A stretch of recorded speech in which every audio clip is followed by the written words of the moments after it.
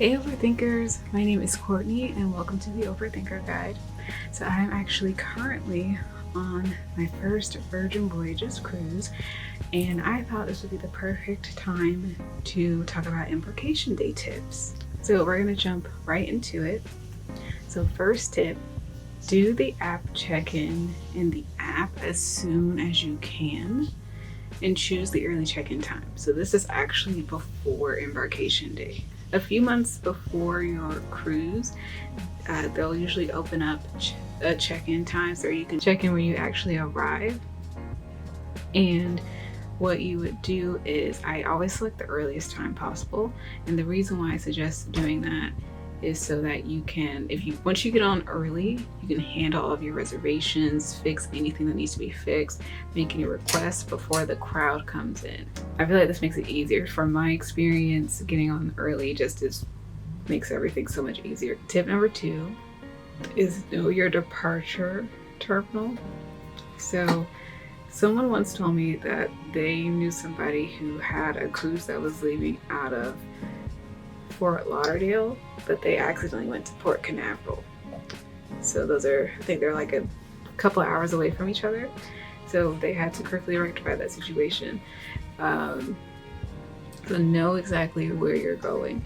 And even for this cruise here, I thought the cruise terminal was on the other side of the bay here in we're not in Puerto Rico anymore, but in Puerto Rico, but it was actually on the opposite side. So just know where your departing cruise terminal is. Again, this is technically before embarkation day. And then I said this in the last cruise tip video, but fly in at least one day before your cruise.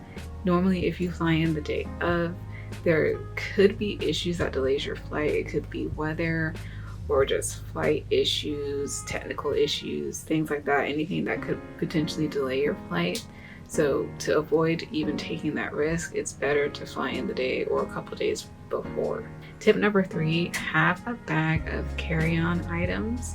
So you can check your bag in with the porter, your big bag, but then make sure if you're doing that, make sure you still have a carry-on bag that has things like your medication, your passport or birth certificate, whichever travel documents you have, because you'll need that for check-in. Other things include a bathing suit if you want to go ahead and take advantage of the pool as soon as you get on the ship. And you are also allowed 12 cans of soda or 12 bottles of water. You're also allowed 2 750 milliliter bottles of wine as well. And so if you're taking any of those types of beverages on, make sure that's in your carry-on also. And also remember, if you do check your bigger bags, make sure to tip your porter. And another tip, number 5, do your safety check early if you can. So like for instance, Royal Caribbean, you can watch the safety video on the app before you even get on the ship, and you just go to your muster station and get checked off. So if you can do that early, then all you have to do is get checked off and move on about your day. It's the quickest thing.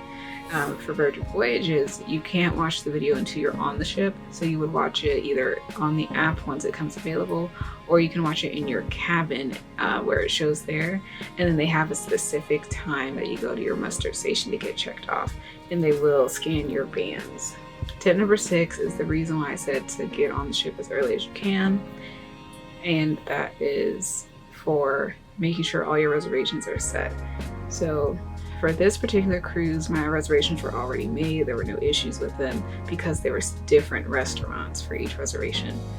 For Royal Caribbean, both times I've gone by myself, or not by myself, but as an adult paying my own way, I've had to double check the dinner reservations because I would choose the early dining seating, but then they would take it off and put me on my time.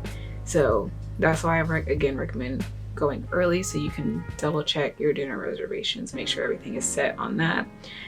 This is also an opportunity if there's any entertainment that you have to register for, to go ahead and book that night and day, and just take advantage of those opportunities with coming on early.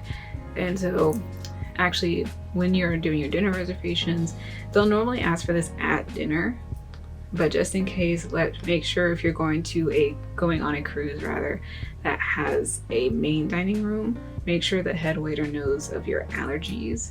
Again, they'll ask normally on that first day, so they'll know, but just make sure they know any of your allergies. So I actually already mentioned this. Again, make sure you have any show reservations made. You can either do that through the app or through Sailor Services, Guest Services, or wherever the entertainment is held. Big tip, once you're on the ship, make sure you put your phone on airplane mode. Typically when you're still in port, it's fine, but definitely make sure it's on airplane mode before you sail away, because if you don't, you will get charged roaming charges, and that is no fun for anyone. You also have to put it on airplane mode for the Wi-Fi to work on most cruise lines. All right, and last tip, make sure you have fun on Embarkation Day. This is the start of your cruise. It's exciting. So have fun. Don't get stressed out like I normally do. Don't overthink it, even though it's called the Overthinker Guide. And if you follow these tips, you'll have smooth sailing on your Embarkation Day. See what I did there? So remember to have fun and enjoy your vacation. If you'd like to see more videos like this, please consider subscribing. If you like this video, leave a like down below. If you've cruised before, maybe leave comments of your Embarkation Day tips that you might have. So those are my tips for your cruise on Embarkation Day. Now I'm gonna go ahead and get back to my cruise. Until the next video, I will see you later, Overthinkers.